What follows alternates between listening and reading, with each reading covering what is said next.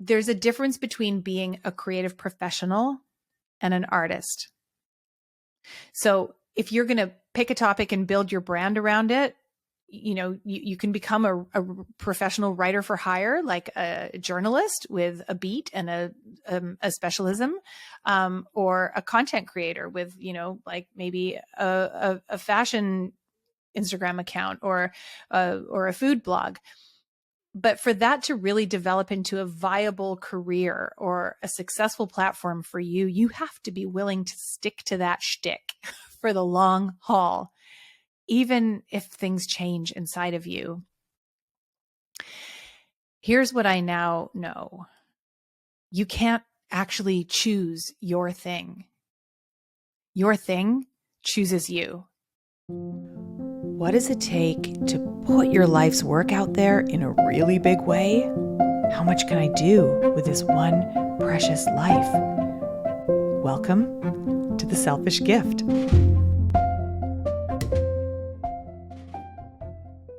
Do you have difficulty deciding what to write about or create content about? You might be having a creative identity crisis. And so I wanted to jump on and record a solo episode just to address this issue, because it's really come up for me a lot in my own personal and creative life, and also in some of the authors and even friends in my life. So what do I mean by creative identity? Well, as I see it, there are, broadly speaking, two things that define us as a creator. There's how you write or, practice your craft, and what you write about. And these, in my mind, are the two elements of our creative identity. The first thing are, the craft elements. Those are about the style of how you express yourself, how you write, how you make videos, how you paint, how you draw. It can include your tone of voice, your attitude, the vernacular that you use, the visual style, the mood that you create with your work, and the effect that you create for an audience who's absorbing and consuming your work. This is the expressive side of your creativity, and I want to drill deeper into that in another episode. But today I'm looking at that deeper layer of the creator identity, because you can't really even fully explore or develop your style until you've settled on this big, basic, foundational creative decision, which is what to write about or what to make art about. Like, what is your thing? And these two things together form our identity as creatives. So let's look at this second part, because it really is the groundwork on which we are going to base our entire body of work. When we're not clear in what our thing is, writer's block doesn't just set in. It becomes like a way of life. It can even prevent you from ever getting started and taking that very first step on the creative path. And this was me for many, many years. I knew that I loved writing. I knew I was good at it, since grade 5, the 5th grade, I think. I knew I wanted to be a writer. I knew that I enjoyed putting words together and finding that perfect phrase to express an idea or describe something. I knew that I'm able to, use language to paint pictures in a reader's mind, or to create an emotional response in the reader. Could be funny, could be touching, or intellectually thought-provoking. Using words is fun for me, but my problem was that I just couldn't decide what to write about. I didn't know what my thing should be. I knew that I didn't like making up stories. So okay, fiction is not my thing. But beyond that, what should I write about? I had this bunch of interests, and I tried a bunch of different things. But what happened was I found that I didn't really care enough about any one particular thing to really sort of plant my flag in it. So unfortunately, the tragedy for me is that I decided wrongly. I decided that I just didn't have any good ideas, and therefore I couldn't really be a real writer. And so I did what a lot of frustrated would-be creative people do. And that is that I made a career for myself in an adjacent role to writers. So I became an editor, and I have spent the past 25 years working with other people's words. Now, within my job, I have done a lot of writing over the years, but most of that writing was like, proposals, editorial notes, long explanatory emails, persuasive emails, marketing copy. And I've even rewritten other people's manuscripts deeply, but I wasn't doing my writing. This issue came up recently in a conversation I was having with a friend. He's a successful TV producer and used to be a stand-up comic. And in those roles, he's also done a ton of writing. The writing that he did was all about creating a media product for public consumption. But now he's wanting to make a pivot in his life, and he wants to set himself up to write his own book, or maybe a bunch of books. And he knows that he needs to start by building his platform, whether that's on social media or Substack or even like YouTube, creating a place for himself where audiences can get to know him as himself and as the writer of his own creative product, rather than as the creator of a TV series or some other product. So he's got to do that, but he's having a lot of difficulty trying to choose his focus. So he was saying to me, maybe he's traveling and he's going to be living abroad soon. So maybe it should be about travel, or maybe he should be talking about like behind the scenes in Hollywood, this wealth of information and experience that he has. There's lots to work with there. He's also a super opinionated person who's really well informed about current events. He has a lot of opinions that I think are worth sharing, and he's even had his toe in politics. So there's a lot to work with. But what should his thing be? And as we were talking, it occurred to me that what this sounds like is that, well, he's trying to choose like his shtick, right? Like, what's my shtick? What's my thing? And I think that the problem is that he was looking at himself like a media product, similar to like the shows that he's developed in the past. What is this thing that people will understand and buy? And my advice to him was that I felt that he would be better served at this point in his life, and given what he's trying to do, really create like a space for himself to express and explore his own, make art basically. And that I said that he would be better expressed at this point by leaning into his own perspective, his own personal obsessions and passions, and telling his own stories.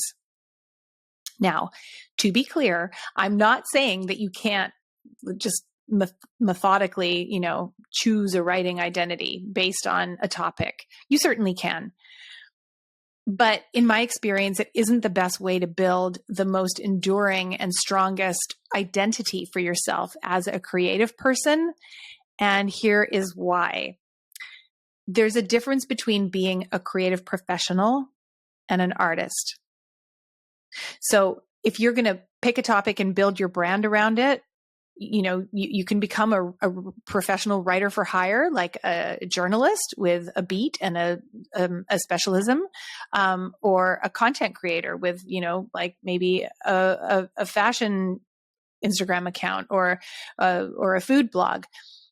But for that to really develop into a viable career or a successful platform for you, you have to be willing to stick to that shtick for the long haul, even if things change inside of you. Here's what I now know. You can't actually choose your thing. Your thing chooses you. It's actually already inside of you. It's more a process of discovery than it is a decision. And in a little while, I have an exercise to help you make that discovery. But let's unpack this a little bit more first. So you might be, if you're a curious person like me, you probably have a lot of interests. And it might be super hard to know what kind of topic or content you can really go the distance with.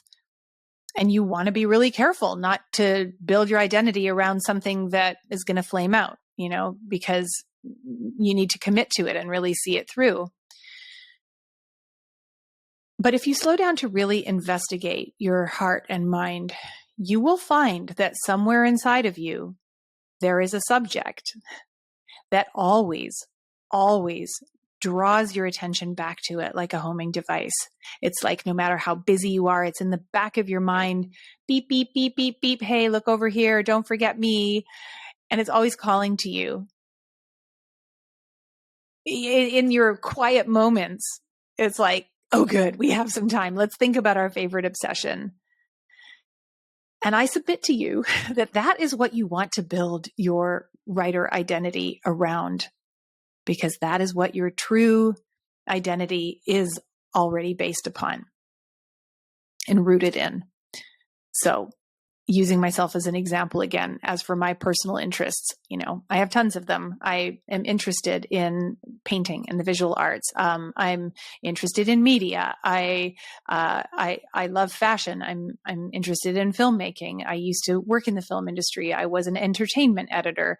On a personal level, I'm also extremely interested in food, and I am a great cook, and I'm super fascinated by food and cooking. And for a while there, I considered building a writing identity around one or more of those things.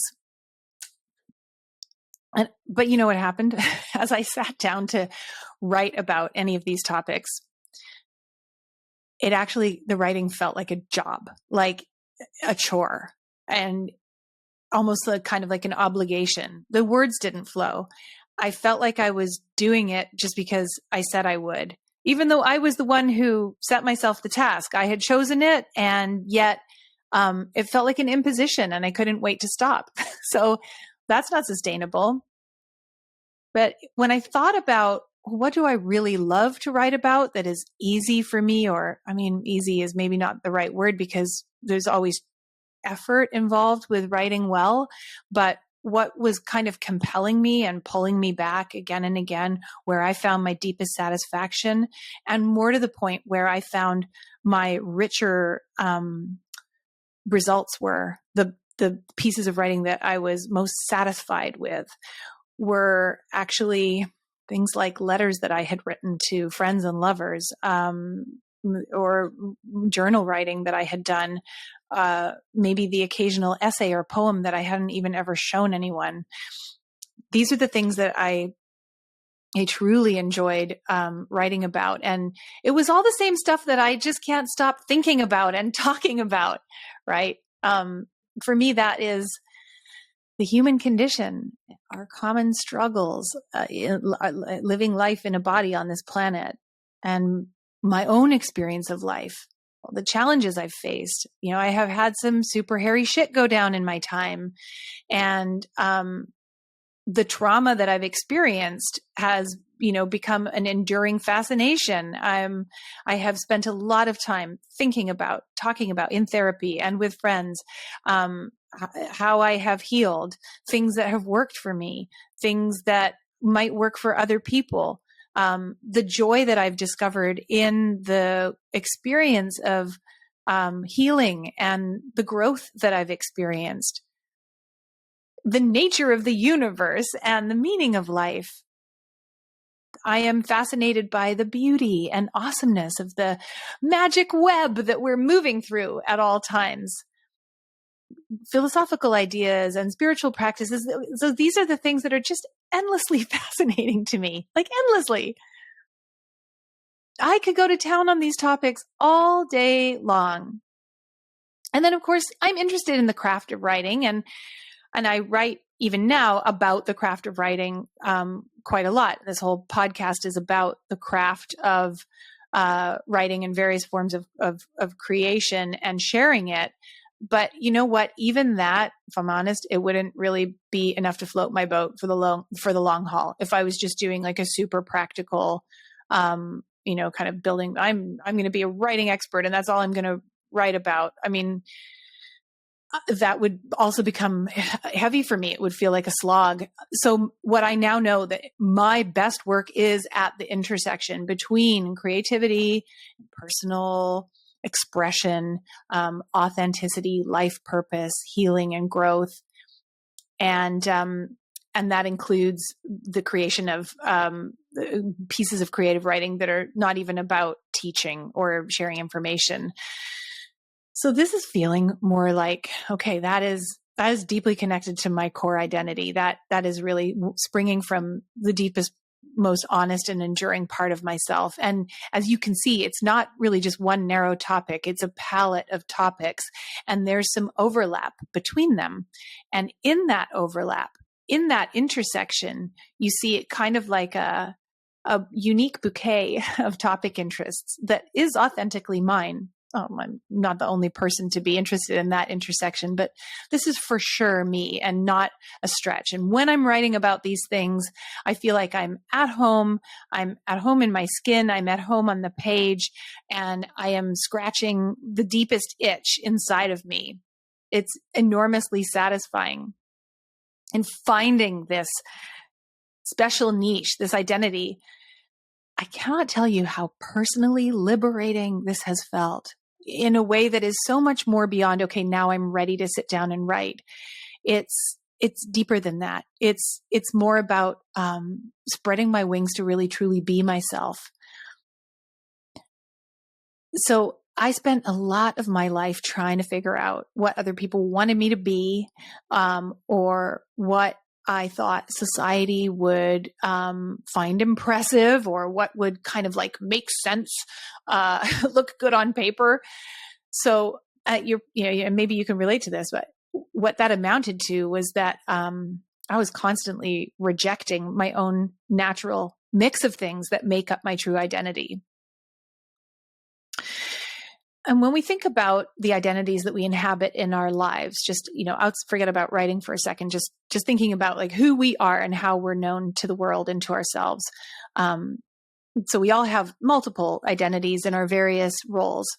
You may be, like a parent or a doctor or, a designer or a community organizer or, a practicing artist. And these things are about the roles that you inhabit.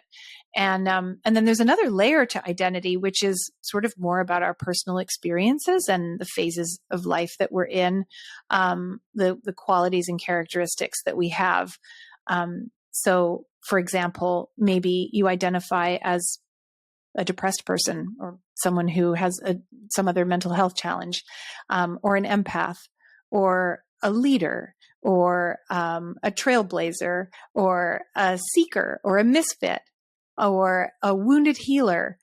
And these are the kinds of identities that that in some ways they can be more enduring even than the roles that we inhabit, because they tend to speak to something that has to do with the long arc of our life and the long arc of the fullness of our own character development as we move through our personal life story. And I think that these are the things that we would do well to tap into as creatives. So personally, I've been meditating and cultivating my own personal relationship with the divine, reading spiritual texts, that kind of thing, for honestly more than 30 years. And the same goes for therapy. I've been in therapy since I was 19 years old, not continuously, but continually. So again and again and again over the years. I'm not a psychologist or a therapist, so I couldn't write from a professional perspective, but I certainly have been a customer of all of that, and an interested layperson, sort of student of that, of all of those modalities. I have an insatiable hunger to learn more, not just as a person, a client or a patient, but just as someone who is fascinated by that topic. I'm really deeply interested in pain and joy and where they come from, and how we express them and what they mean and how they shape the course of our lives. So I have found ways to tap into that side of myself, even when I'm writing about, something which is much more, I guess, sort of outward facing, like the craft of writing and business and publishing. I have specific things to say about writing and publishing that stem directly from this spiritual, psychological, personal growth side of the work that I've done on myself. So it's kind of like all of my personal storylines are being woven together now and creating a complete picture that is new and distinctive and that is true about me. And likely the same is happening for you, or it will do once you really start looking for the points of connection. Your thing may be much more focused and specific than that.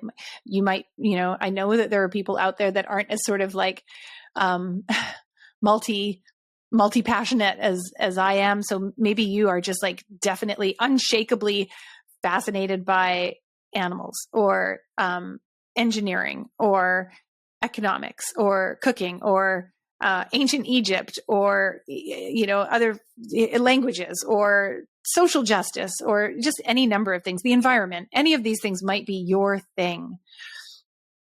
And the point is not that it is personal or that it's external. The point is that it won't leave you alone. That's how you know it's your thing, that you keep returning to it over and over and over again over the years. And in those quiet moments, here comes your obsession saying like, you got time for me now? You have 5 minutes? Good. Let's think about that thing that we're obsessed about. So you're never going to find what that thing is except by looking within and really sitting down to the page with a curious mind. And I think that this is how we discover and settle into our creative identities, by showing up to each moment, not with the culturally approved role that we have made a commitment to. I'm going to perform this role for life. I'm going to wear this mask and be this media product, consistently forever. But with curiosity and openness to what is true for us and what is true about us. I know that I could not have found my authentic identity, my thing as a writer. And in fact, I did not find it until I acknowledged and accepted my authentic self. And here's where, no matter what your obsession is, it is personal to you. So the thing that I'm fascinated by, like I said, darkness and light and all of the human experiences that we share or that we experience privately. And the truth is, no matter what's going on for me in my daily life, in my professional work day, or in my, idle moments, in the background, I'm constantly thinking about this. I'm always driven to try to describe or explain the human condition, and I'm thinking about how my own personal experience connects to the world around me, and also just like the grand universal experience, how that relates to the internal landscape. And honestly, like lots of times I have thought it would be so much easier and so much more convenient for me if I was more invested in a less personal topic, because this has been, honestly, for a long time, I just decided that it was too embarrassing. I was just too shy to talk about these things in a public way or write about them. I thought that it's just like too specific to me. And there have been people in my life that have come along and labeled me as being too obsessed with myself, too navel gazing, or woo woo, or just unserious in some way. And I allowed that judgmental voice to I internalized it, and I basically rejected my core self. So this wasn't just about rejecting an idea of what I might want to write about. It was really a rejection of myself. And I went on the hunt for more acceptable topics to associate myself with. And I looked at the other writers I admired, and I'm like, okay, well, she's really funny, and I know I'm funny. I'm funny in my life. I know I can be funny on the page. So maybe I should be a humor writer, or but then I admire a writer who's writing about like hard hitting current events and trends in society and business. And I was like, well, I have thoughts and opinions about that stuff, and I know some things. So maybe I should be more serious or more journalistic, or maybe I should, okay, like personal passions. I love the arts, and I was an arts and life editor for a newspaper. So I should get myself to create content about movies and the visual arts and pop culture. And you know what? Yeah, these things are interesting to me, including like food but they're kind of like the weather, right? They sort of come and go. And I would get super bummed out if I decide to dive right into the topic and, like, okay, I'm going to be the person who writes about this. And then before long, I kind of get sick of it. I'm done. I've had my fill, and my interest just shrivels up. And the way that I see this now is that, and I hope that this will be helpful for you as a way to sift through what is just an interest and what is a core piece of you, that these things were just interests. They're not really enduring fascinations. And we don't want to build our author brand on a passing fancy. I gave myself so much frustration trying to find a more acceptable thing to be fascinated with. And because I was like stubbornly just resisting and refusing to be my real self, I pretty much gave up on myself creatively for years. So this is where the pragmatic, rational voice can be a real distraction and do us a real disservice, because one of the most sturdy rationales and arguments I made to myself why I couldn't write about my personal trauma, or I couldn't even, touch on concepts about spirituality, is because, okay, first of all, this is going to sound silly even when I say it out loud. I told myself that this is not commercial. Nobody wants to read it, even though, like, what? Okay, hello, there are so many popular and well-read books about, personal memoirs or books about spirituality. But okay, whatever. Put that aside for a second. The point is, I had decided that it wasn't commercial, and that was the excuse that I gave myself. Of course, it was also just like I was too shy, but I just said, like, no, I need to write what sells. So what sells? And I got hamstrung by this for just so many years. So now I think I have it really figured out. Okay, so here's the thing. It's a really sneaky and pernicious stumbling block when it comes to your identity as a writer. Because the truth is, we do need to be creating for a reader and for an audience. We do need to consider, like, what's in it for them? What is the experience that I'm creating? How am I coming across? How is this going to be received? That is all super important part of, writing for your audience is a really big part of cultivating a successful writing career. But that comes at a later stage when you're actually creating the work. You cannot and must not look to the peanut gallery to tell you who you are or what you're about as a creator. There are probably several different ways that you could express yourself authentically, but the best fit identity that's most authentic to you, you absolutely cannot get there by guessing what other people want you to be. We don't want to go out there waiting for someone else to tell us what kind of magic is inside of us. Nobody can tell you what your thing is except you. Because here's the other thing. You know what is commercially viable? You know what sells? Literally all kinds of stuff, right? There's a market for everything. There's a market for silly. There's a market for serious. for scientific and academic and practical and emotional and mystical and philosophical and for funny and for ironic and for light and fluffy and for pop culture and deep and intellectual, dark and heavy, light and bright, absolutely everything there's a market for. That doesn't mean that anything that you create will be successful, because here's the thing: the books and the creative works that succeed in catching fire in all of those topic areas and all of those modes, the thing that they have in common is that their work rings true for the person who wrote it and the person who created it. That it comes from a creator's heart of hearts. It comes from a writer who is standing tall in their own personal zone of genius and their own unique contribution. And they're prepared to really sustain their presence in that role. They can go the long haul because they're just being themselves.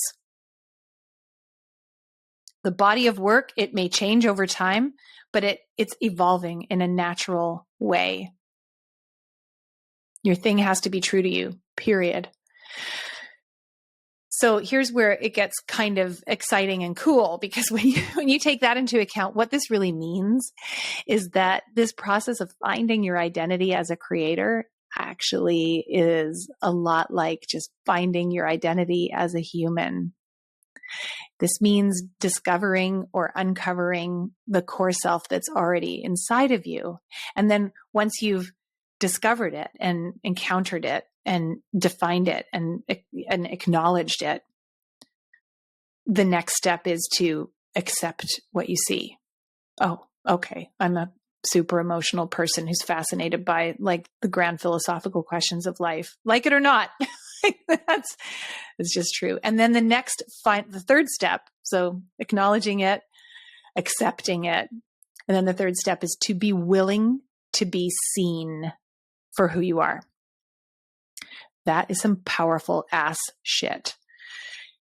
It might be hard for you, especially if you're a shapeshifter like me or a people pleaser, as so many of us are. If you've been taught your whole life not to trust your own instincts and to that conforming to someone else's expectation for you is the way to be happy or find success. But believe me, the real you is definitely in there somewhere. Your creative identity is a direct expression of your essential self.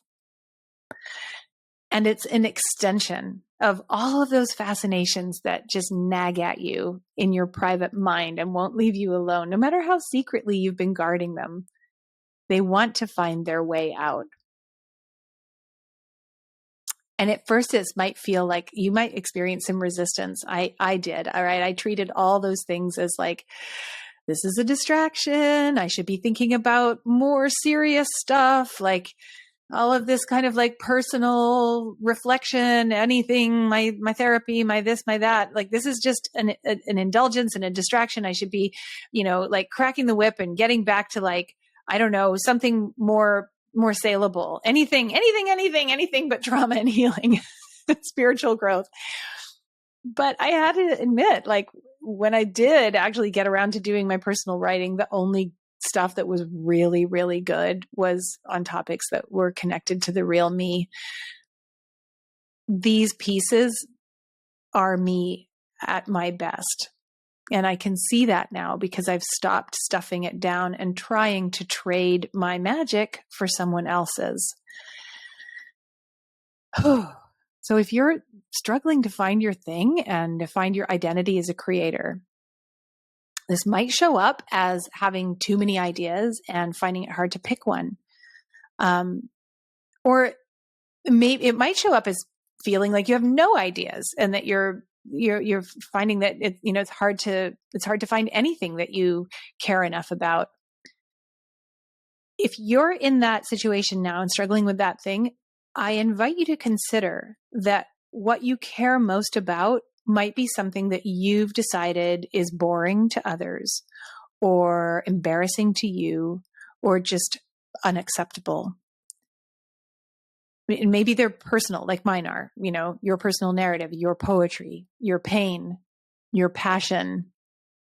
But it might be the opposite. It might be that you're secretly, obsessed with fashion and you don't start a blog because someone in your head is telling you that it's too fluffy and superficial and a waste of time and that you should be more, more serious, more intellectual.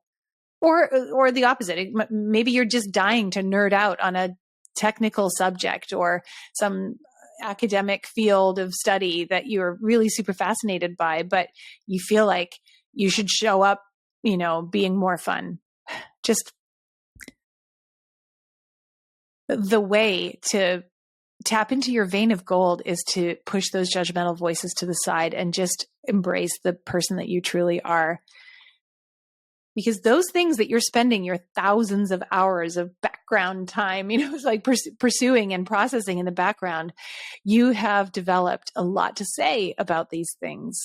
That is where your most enduring creative source is going to come from. So, to help you uncover and discover the identity that's already yours, ask yourself these questions. If you had an afternoon to yourself to spend just daydreaming on any subject, what would you be daydreaming about? What are the fascinations and the preoccupations that have hounded you since childhood or, your early adulthood? And if that's hard to uncover, ask yourself this. If someone were to assign you a topic or a set of topics and said, like, this is your thing, and they told you that as long as you commit to this thing, you can't fail, your work is going to be received, what would you hope they would assign you? What would that topic ideally be? What would make your heart leap and say, like, oh, good, I'm glad that it's that and not this? And remember, even if it feels embarrassing or irrelevant or too silly or too serious or whatever, in this thought experiment, we're putting that fear of being judged out of mind for now and just saying, like, yeah, this is the thing. This is the thing that has been chosen for you, and you have been chosen for it. So write these various interests on a piece of paper, and there might be 5, there might only be 1, there might be 10. But as you look at each one, tune into your body signals. Read each word separately and listen to what your body is telling you. Each of these topics is going to produce either a feeling of heaviness and weight, like, oh, okay, here I go. I know how to write about this thing and I'm going to tackle it. Like there might be anxiety or resistance, like a ride you don't want to get stuck on. Or it will bring a feeling of sweet relief and indulgence and expansion. Listen to what your body and your spirit are longing for, because that is your thing. Writing is not just an occupation. It is a way of being ourselves in public. It's thinking and feeling in full view of others. So this is not just a question of what kind of writer you want to be, but what kind of human you already are, and whether you're prepared to be known as yourself. Just want to close this episode out with a Rumi poem that I love from the Persian mystic Rumi. This poem is called A Great Wagon, and often quoted. You probably heard it before. But here's an awesome verse from it that's germane to this topic. Out beyond ideas of wrongdoing and right doing, there is a field. I'll meet you there. When the soul lies down in that grass, the world is too full to talk about. Ideas, language, even the phrase each other doesn't make any sense. The breeze at dawn has secrets to tell you. Don't go back to sleep. You must ask for what you really want. Don't go back to sleep. People are going back and forth across the door sill where the two worlds touch. The door is round and open. Don't go back to sleep. So I hope that this episode has inspired you to find and claim your true identity as a writer or as a creative. Keep on being selfish enough to go public with your unique gift. I really hope this conversation has inspired you to give so much of your gift to the world that it expands you into your greatest possible version of yourself. Remember, it's not selfish just because we also benefit from it. And here's where I get to make a selfish request. New podcasts need all the help they can get. If you enjoyed this episode, please rate the show and subscribe to us on your favorite platform. Don't forget to follow us on Instagram @SelfishGiftPodcast. And send me a DM. I'd love to hear how you're sharing your gift with the world.